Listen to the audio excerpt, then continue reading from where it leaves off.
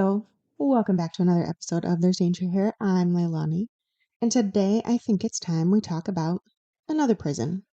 This time I'm going to talk about the Eastern State Penitentiary in Philadelphia, Pennsylvania.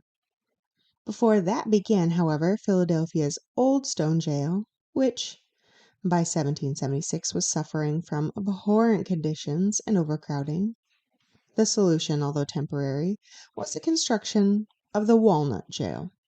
11 years later, on August 13th, 1787, Dr. Benjamin Rush founded the Philadelphia Society for Alleviating the Miseries of Public Prisons, a reform group, obviously. In 1790, 16 single cells known as a, quote, penitentiary house, end quote, were built within the Walnut Street Jail. The purpose is solitary confinement. The Philadelphia Society for Alleviating the Miseries of Public Prisons lobby for change. Finally, in 1821, Pennsylvania legislature approved funding for the new Eastern State Penitentiary. After multiple architects submitted designs for this new prison, John Haviland, a British architect, won the commission for his design with the capacity of about 250 inmates. The new penitentiary would cover 11 acres, and each cell had plumbed sewage and central heating for the cells. For perspective, President Andrew Jackson continued to use a chamber pot at this time. This penitentiary plumbed individual toilets into every cell. The drainage was aided through the use of gradual sloping and ended in a singular reservoir location. It had 7 long rows or blocks that began from a central location in the center of the penitentiary, making it appear as if it were spokes on a wheel. It actually became known as the, quote, hub and spoke, end quote, plan that other prisons would later emanate. The original one-story blocks had barrel-vaulted ceilings and skylights rather than any other form of electricity. The imagery was thought to cause a person to seek penance for their crimes, hence the name Penitentiary. The full penitentiary was rectangular with a large stone barrier, specifically schist and gneiss that came from local quarries, serving as containment or fencing that was over 30 feet high, 8 feet thick, and extended approximately 10 feet underground. Arrow slit windows were built into those outer walls, and there were towers constructed at the corners and at certain intervals along the way. Also built into the walls was a 3-story administrative building, as well as the original intake facility, laundry, kitchen, hospital, and a residence for the warden. There was a large gated entrance that led down a walkway leading to that center spindle area. The center hub contained 8 separate doorways that allowed staff to monitor activity around the grounds. It turned into a command center for guards and housed all the keys. The build site was approximately 2 miles outside of Philadelphia in an area known as Francisville, and was previously the site of a cherry orchard. The cost to complete this project was estimated at the time as $800,000, ending up costing approximately $20,000 less than this. While John Haviland won the commission originally, another architect, William Strickland, was chosen to oversee the construction of this new prison. Within a year, and after many situations in which William Strickland refused to adhere to the original design, however, he was fired, and John Haviland was hired to oversee the continuation of this construction.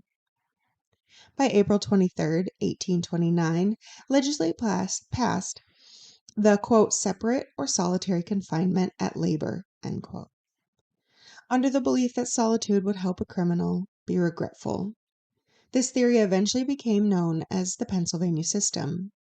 As part of this system, inmates are to have no contact with each other, and in order to maintain no contact, masks were created to be worn when inmates are outside of their cells. And these are not like the masks that we had in the COVID era. These were full-face masks. Additionally, cells are made with feed doors and isolated and had individual exercise yards to them. Inmates weren't physically punished, so there was no corporal punishment in this prison, but they were isolated in cells that were meant to appear similar to church. On October 25th, it officially opened and received its first prisoner, though it remained under construction for years. 2 years later, in 1831, the last original single-story cell block 3 was finished. The same year, the penitentiary received its first female inmate. Later, the women would be housed in cell block 7, as it contained the laundry facility added later into its first floor. It also immediately allowed for tourist attractions, becoming one of the largest tourist attractions in the area for years to come. More construction continued with cell blocks 4, 5, 6, and 7, which increased the capacity of the prison. These were built in between the original blocks and were 2 stories apiece. Cell block 7 itself contained 68 cells on each floor, for a total of 136. The last cell block was completed by 1836. While I did say corporal punishment was not allowed, in 1831, Seneca Plymley was subjected to a shower bath. As a reminder, this is when bucket after bucket of cold water are dumped over a person who is strapped in to a chair. In 1832, William Hamilton, an inmate who was acting as the warden's waiter, escaped by lowering himself from the roof of the front building. He is quickly captured, but he ends up escaping the same way 5 years later, and of course is once again captured. Hamilton was the first to escape this prison. By 1834, the prison was already under investigation, again for its punishments, though it said it didn't allow corporal punishment, against the inmates, along with financial abuse and other issues. One such use of punishment was the iron gag. This was a metal brace that was inserted into the mouth of an inmate while chains were attached to their wrists, which were bound behind their back. The more the inmate struggled, the tighter this device became. By 1835, there was a report that an inmate died while in the device, though after an investigation, the prison is exonerated from all wrongdoing. In 1842, Charles Dickens visited and was given access to some of the inmates. He recorded their feelings on the prison and later went on to write about it. In 1854, education reform entered the Eastern State Penitentiary, and for the first time, a full-time school teacher is hired on. In 1877, the penitentiary continued expansion by adding 4 new cell blocks. Though none of the new blocks have attached exercise yards, as they're created again in between the spaces of the cell blocks that had already existed. Cell blocks 8 and 9 were capable of housing multiple inmates, adding a second skylight in each cell. Still, it isn't for years until after this that solitary confinement is added and additional inmates are put into each cell. In the 1880s, cell block 3 was converted into a hospital ward. Later, an x-ray room, operating room, and individual cells for those that were contagious were also added, including adding grated metal fencing in the rear of the cells for air circulation, again for those that were considered contagious. Around 1900, mugshots began listing information such as forehead height, length and breadth of the nose, along with the cheek width. Though this is thought to be part of psychology and the makeup of the criminal mind through the use of phrenology, which is the study of the shape of the skull to determine personality traits. In 1904, an industrial building was finished on the west side of the prison between cell blocks 5 and 6. In 1911, another cell block 12, was built, this time with light-colored, reinforced concrete, 3 floors and 40 cells on each floor. The cells were smaller and less decorative when compared to the previously built blocks, including the removal of skylights, instead opting for slits for light on the walls.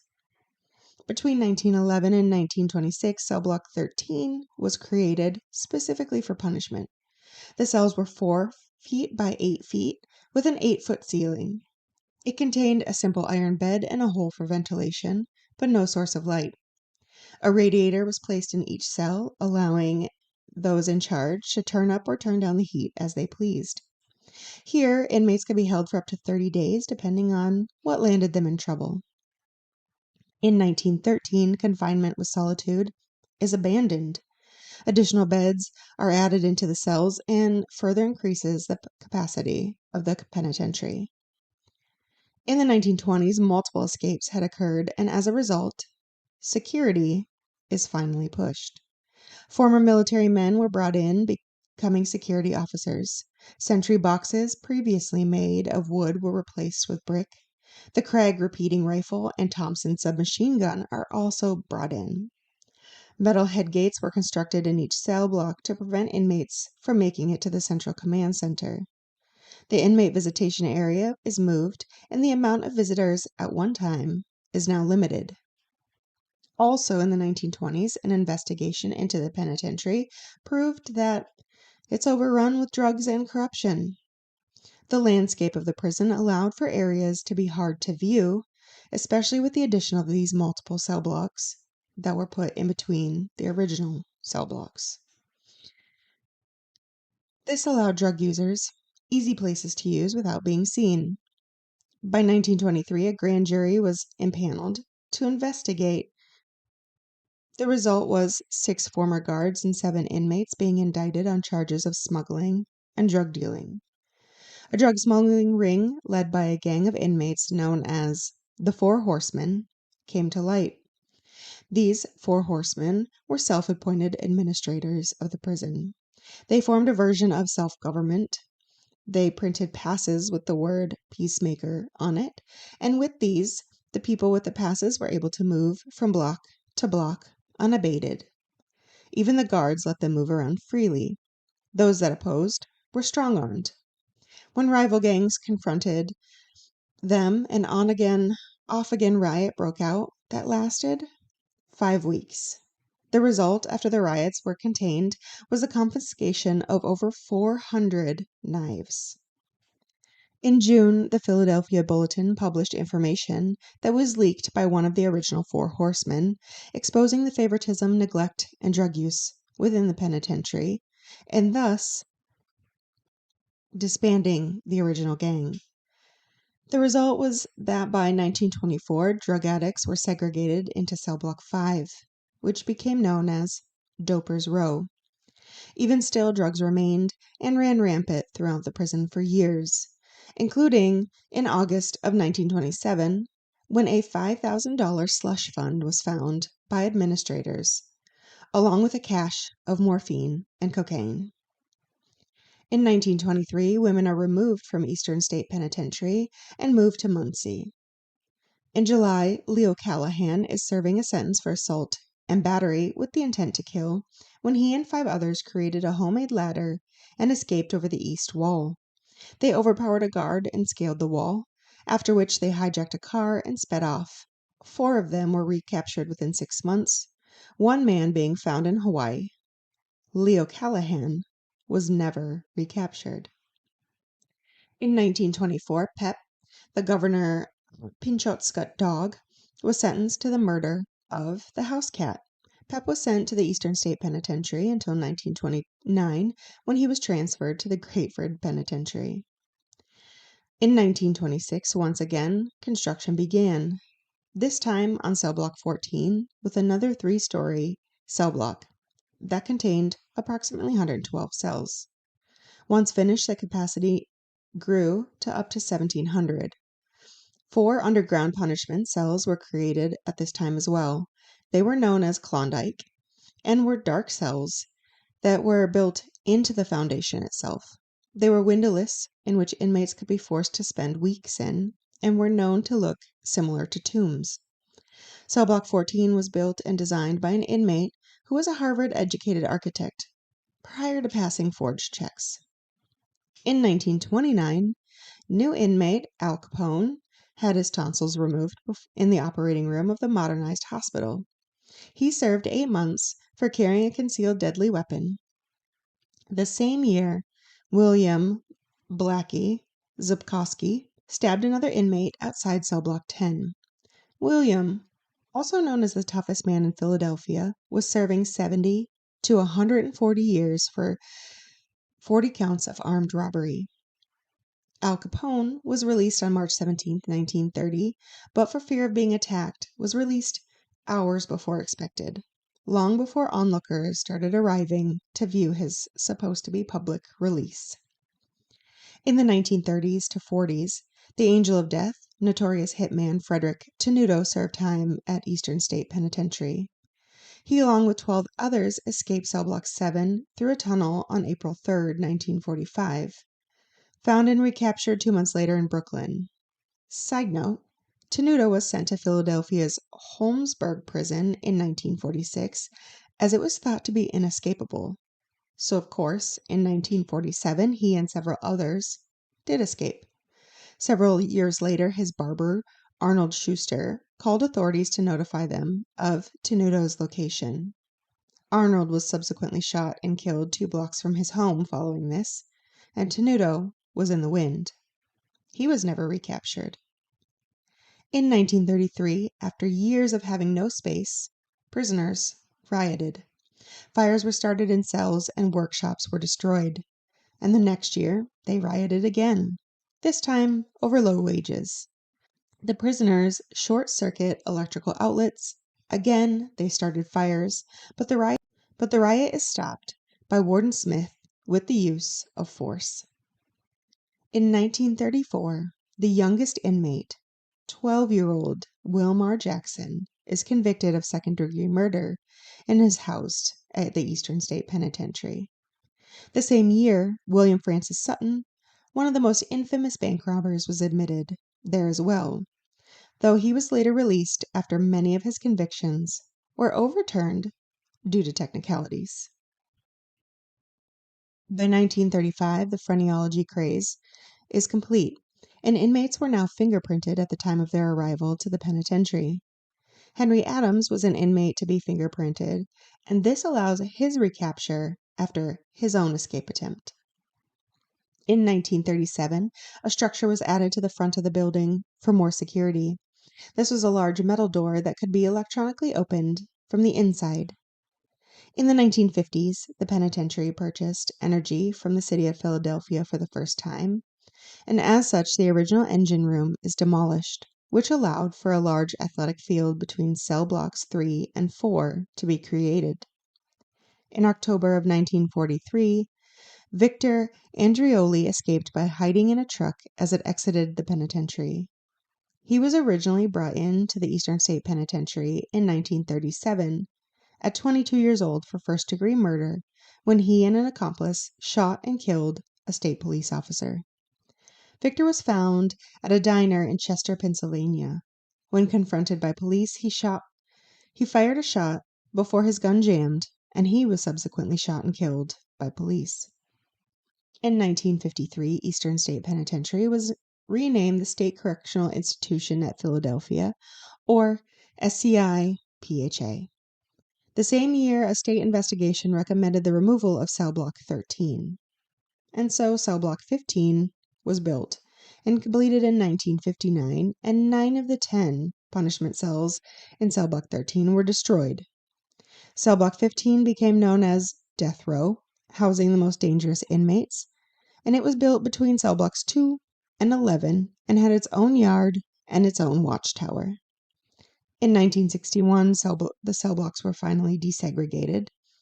On January 8, 1961, the largest riot up to this time occurred. John Klausenberg managed to trick a rookie guard into opening the cell of another inmate. After this, a chain of events occurred, and over 800 inmates were freed from their cells. The prison record room is set on fire, phone lines were destroyed, and several of the guards sustained stab wound injuries. The pharmacy, of course, was looted as well. Eventually, the guards, along with city police and state troopers, were brought in to regain control. In 1970, the Eastern State Penitentiary closed after housing inmates for 141 years. During its time, the penitentiary, like many others to follow, had over 100 escapes or attempted escapes. Additionally, over 50 suicides and over a dozen murders within the walls. It was under investigation multiple times for abuse, neglect, and of course, corruption. Once drugs entered, they didn't leave until the last of the inmates did. Reform fell into the background as overcrowding, underfunding, and the idle time caused stress and riots. Rehabilitation seemed unlikely as inmates aged, both in the sense of being incarcerated for lengthy sentences and older men being convicted and brought into the system. In 1988, the Eastern State Task Force was formed and worked to push the penitentiary into preservation. The same year, small tours began again. It wasn't until 1991 that they were funded and true preservation did begin. Though, full tours didn't begin until 1994, and by 1996, permanent museum exhibits were constructed and marketing campaign finally began. Tours still occur, and now there is a new popularity within the walls: ghosts and paranormal tours. After its history and the violence and death within the walls, it's not surprising that the Eastern State Penitentiary is believed by many to be haunted. Ghost Adventures and Most Haunted Live have visited the location in attempt to receive proof of the paranormal. And with that, that is the history of the Eastern State Penitentiary. Once home to living convicts, now purportedly those who wouldn't leave. I, for one, would love to go see if there are any remaining spirits. And I know this isn't a normal murder episode, but I do love the history of the penitentiaries. And so to all those out there listening, be careful. It's a dangerous world we live in.